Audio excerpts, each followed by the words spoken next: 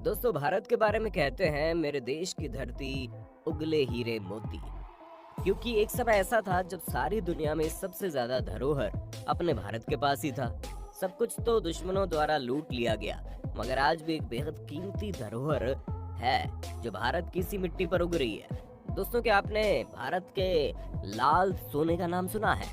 भारत का लाल सोना कुछ और नहीं बल्कि लाल चंदन है। वही चंदन जिसे दुनिया के सामने टॉलीवुड की फिल्म पुष्पा लेकर आई है। दोस्तों, प्राइम वीडियो पर हाल ही में रिलीज हुई फिल्म पुष्पा भारत की एक ब्लॉकबस्टर मूवी बन चुकी है। तारीफ में बस इतना कहना पड़ेगा, ऐसा कोई शख्स रहा नहीं जो इस मूवी से अनजान होगा। शायद आपने भी इस मूवी को देख लिया होगा। मगर दोस्तों, अगर आपने अभी तक नहीं देखी है तो आपको बता दे, पुष्पा फिल्म लाल चंदन के इर्द गिर्द घूमती है। इस मूवी को देखने के बाद आप समझ जाएंगे लाल चंदन को लेकर कितने जद्दोजहद किए जाते हैं। लाल चंदन को रक्त चंदन भी कहते हैं। रक्त चंदन कहने के पीछे वजह यह है कि इस लाल चंदन के चक्कर में आज तक न जाने कितने ही रक्त बह चुके हैं। दोस्तों, लाल चंदन दुनिया में सिर्फ और सिर्फ भारतवर्ष में ही पाया जाता है। ये दुनिया का सबसे कीमती लकड़ी है। दोस्तों, आप इमेजिन कीजिए इसकी कीमत क्या हो सकती है। दोस्तों, आपने कितने रुपए इमेजिन किए ये तो हम नहीं बता सकते, मगर आप सब इस लकड़ी के असली कीमत के बारे में सुनेंगे ना तो हैरान हो जाएंगे। दोस्तों, लाल चंदन लकड़ी की कीमत 26,000 से 30,000 रुपए प्रति किलो है। एक पेड़ से कम 20 से 25 किलो तक की लकड़ी निकल जाती है, जिसे बेचकर कम से कम 5 से 6 लाख रुपए मिल जाते हैं। यानी कि एक लाल चंदन के पेड़ की कीमत 6 लाख रुपए है। और दोस्तों, एक टन लाल चंदन की कीमत 2 करोड़ रुपए हो जाती है। अब हैरान होना तो लाजमी है। दोस्तों, जो चीज जितनी कम होती है उसकी कीमत उतनी ज्यादा होती है। इसका इतनी कीमत होने की पीछे की वजह सिर्फ यही है कि बहुत ही कम मात्रा में पाई जाती है। लाल चंदन भारत के तमिलनाडु और आंध्र प्रदेश में ही होता है। इसी लाल चंदन के चक्कर में तमिलनाडु और आंध्र प्रदेश के बॉर्डर पर चीन द्वारा कई बार युद्ध की गई और न जाने कितनी जाने रक्त से लथपथ हो गई। चीन, जिसे दुनिया भर ने अपना दुश्मन घोषित कर दिया है, वो भारत के पीछे आज से नहीं बल्कि सदियों से घात लगाए बैठा है। भारत में पाए जाने वाली लाल सोने के बारे में जैसे ही चीन को पता चला, उसने न जाने कितनी साजिशों के द्वारा उसे पाने की कोशिश की, लेकिन आज तक इसे पाने के लिए बेकरार रहता है। दोस्तों, आपके मन में खूब सारे सवाल उठ रहे होंगे कि आखिर इस लाल चंदन में ऐसा क्या है? आखिर इससे किस काम के लिए इस्तेमाल किया जाता है? आखिर क्यों चीन इसके पीछे पड़ा है? तो दोस्तों, आज आपके इन सभी सवालों का जवाब हम इस वीडियो में देंगे। आज आपको लाल चंदन से जुड़ी हर एक छोटी से छोटी बात पता चल जाएगी, ताकि अगली बार जब आप लाल चंदन के बारे में सुने तो आप इसकी पूरी कथा खोल बैठें। तो चलिए शुरू करते हैं। दोस्तों, जैसे कि मैंने आपको बताया, लाल चंदन भारत के 2 राज्यों आंध्र प्रदेश और तमिलनाडु में उगता है। वहाँ भी हर जगह नहीं, सिर्फ और सिर्फ 4 जिलों में प्रचुर मात्रा में होता है। चित्तूर, कडप्पा, कुर्नूल और नेल्लोर में फैले शेषाचलम की पहाड़ी में। इस बात से आप इसके खास होने की वजह समझ सकते हैं। दोस्तों, इस पेड़ की एवरेज हाइट 8 से 11 मीटर होती है। पूरे विश्व में चंदन की 16 प्रजातियां हैं, जिसमें सेंथुलम एल्बम प्रजातियां सबसे सुगंधित और औषधि युक्त मानी गई है। रक्त चंदन का साइंटिफिक नाम टेरोकार्पस सेंटनस है। इसकी लकड़ी लाल होती है। इसमें सफेद चंदन की तरह कोई खुशबू नहीं होती। दोस्तों, लाल चंदन के पेड़ के बारे में सबसे खास बात जो शायद इस दुनिया में कुछ खास चीजों को मिली है, वो है इसका वक्त, यानी कि उसे उगने में कितना समय लगता है। इस बात को आप इमेजिन कीजिए और हमें कमेंट बॉक्स में बताइए। आप सोच रहे होंगे इतनी कीमती है तो शायद 5-10 साल में या 15 साल में उग जाता होगा, मगर दोस्तों, आपको बता दें इसकी खेती करने में पूरे 30 साल का समय लगता है। और अगर इसे जैविक खेती का तरीका अपना कर लगाया जा रहा है तो शायद 15 साल में इसकी उपजता हो जाती है। रक्त चंदन की खेती सभी तरह की मिट्टी में हो सकती है, लेकिन रेतीली मिट्टी, चिकनी मिट्टी, लाल मिट्टी, काली दानेदार मिट्टी में इसके पेड़ अच्छे से बड़े होते हैं। इसकी खेती ऐसी जगह पर नहीं हो सकती है जहां पानी का जमाव होता हो। इसका मुख्यतः उपयोग दवा, इत्र, पूज, फर्नीचर और सजावट के सामान, विशेष प्रकार के म्यूजिकल इंस्ट्रूमेंट आदि को बनाने में किया जाता है। कई लोग प्राकृतिक रंग और शराब बनाने में भी इसका इस्तेमाल करते हैं।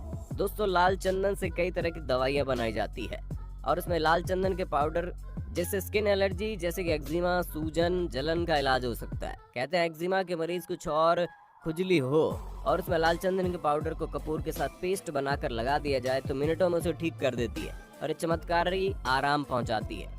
और दोस्तों, जैसे कि सफेद चंदन का लेप हम सबके चेहरे पर निखार ला सकता है, उसी प्रकार से लाल चंदन का लेप भी हमारे चेहरे की खूबसूरती को बढ़ा देता है। इसके इस्तेमाल से कील मुहासे भी ठीक हो जाते हैं, इसलिए लाल चंदन और भी ज्यादा डिमांड में रहता है। अमेरिका के says journal of breast cancer basic and clinical research के मुताबिक बिहार के वैज्ञानिकों द्वारा रक्त चंदन पर किए गए शोध की तारीफ की गई।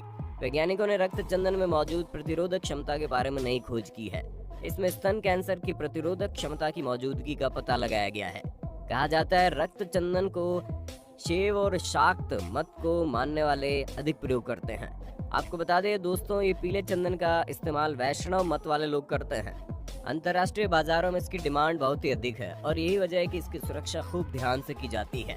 ऐसे में 2.25 लाख हेक्टेयर इलाके में फैले शेषाचलम की पहाड़ियों की सुरक्षा काफी अहम होती है। दोस्तों, स्मगलिंग करने की मात्रा कोई छोटी मोटी नहीं। प्रत्येक वर्ष कम से कम 20,000 करोड़ रुपए के लाल चंदन का इलीगल सप्लाई करता है। जरा सोचिए दोस्तों, क्या घर से लीगली किया जाता तो ये भारतवर्ष का कितना फायदा हो जाता। और यही कारण है कि भारत में इसके लिए सजा भी सुनाई गई है। कोई भी अगर लाल चंदन की तस्करी करते हुए पकड़ा जाए तो उसे 11 साल की सजा सुनाई जाएगी। लाल चंदन की सबसे ज्यादा तस्करी और कोई नहीं दोस्तों, हमारा सबसे करीबी दुश्मन चीन में होता है। दोस्तों, आपको तो पता ही होगा, चीन में आयुर्वेदिक मेथड से इलाज करना पसंद करते थे और कुल मिलाकर आयुर्वेद इलाज बहुत यूजफुल भी होता है। इसलिए चीन में लाल चंदन की डिमांड बहुत ज्यादा है। सिर्फ चीन ही नहीं, जापान, मंगोलिया में भी लोग लाल चंदन से कई तरह की दवाइयाँ बनाते हैं, जिससे कई तरह की बीमारियों के इलाज होते हैं। इन दवाइयों की रेसिपी को तो कोई नहीं जानता, मगर चीन और जापान में लोग इसका इस्तेमाल करना बखूबी जानते हैं। लाल चंदन के पीछे चीजें हाथ होकर बात 700 साल पहले की है, जब चीन में मिंग राजवंश का काल था। सन 1400 से लेकर 17 सेंचुरी तक चीन में मिंग राजवंश रहा, जिसमें लाल चंदन की खूब महत्वता रही। राज में लाल चंदन से तरह तरह का फर्नीचर तैयार किया जाता है। इनको लाल चंदन से बनाई गई सामान का शौक था, इसलिए मिंग वंश के राज में चाइना में लाल चंदन का खूब सप्लाई होता था। दुनिया भर से लाल चंदन मंगवाई जाती थी और उससे नक्काशी करके चीजें बनाई जाती थी और उन्हीं चीजों को संग्रह करके एक म्यूजियम भी तैयार किया गया है जो चाइना में मौजूद है और उसका नाम है रेड सैंडलवुड म्यूजियम। यही वजह है कि चीन में आज तक लाल चंदन से बनी चीजों को इज्जत दी जाती है और लाल चंदन से बनी फर्नीचर और सजावट के सामान को अपने घर में रखना एक सम्मान की बात मानी जाती है। इसलिए चीन में रईसों के घर में आपको लाल चंदन से बनी चीजें देखने को मिल जाती हैं।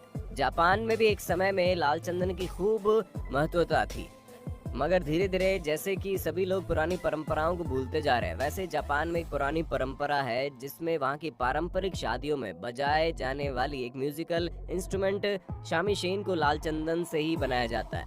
मगर वक्त के साथ साथ परंपरा भी खत्म हो गई और लाल चंदन की डिमांड भी। मगर चाइना में लाल चंदन आज भी डिमांड में है। इसके लिए स्मगलर्स को अच्छी खासी रकम दी जाती है। यही वजह है कि आज कोई भी अपनी जान की जोखिम में लेकर लाल चंदन की तस्करी के लिए तैयार हो जाता है। कुछ तस्कर पकड़े जाने के डर से कई बार पाउडर के रूप में भी तस्करी करते हैं। दोस्तों, भारी मात्रा में तस्करी होने के कारण 2.25 लाख हेक्टेयर में फैली शेषाचलम की पहाड़ियों के कई हिस्सों में पाई जाने वाली इन खास लकड़ियों की तादाद 50% तक कम हो गई है। 5 साल पहले 2015 में एनकाउंटर में 20 तस्करों की मौत भी हो गई थी। इसके साथ बड़ी संख्या में गिरफ्तारियां भी हुई। लीगली देखा जाए तो आंध्र प्रदेश के वन विभाग की वेबसाइट के मुताबिक चीन, जापान, सिंगापुर, ऑस्ट्रेलिया, संयुक्त अरब अमीरात और पश्चिमी देशों के करीब 400 व्यापारी बोली लगाते हैं। इसमें लगभग 150 चीनी कारोबारी होते हैं। और दोस्तों, बाकी की चीजें आपको पुष्पा मूवी देखकर समझ में आ जाएंगी। इसके बारे में कुछ भी बताकर हम आपको स्पॉइलर देना नहीं चाहते। उम्मीद करते हैं दोस्तों आपके मन में लाल चंदन को लेकर जितने भी सवाल सब क्लियर हो गए। अगर आपके मन में कुछ सवाल रह गए हो तो कमेंट सेक्शन में बताना ताकि हम उनका जवाब ला पाए।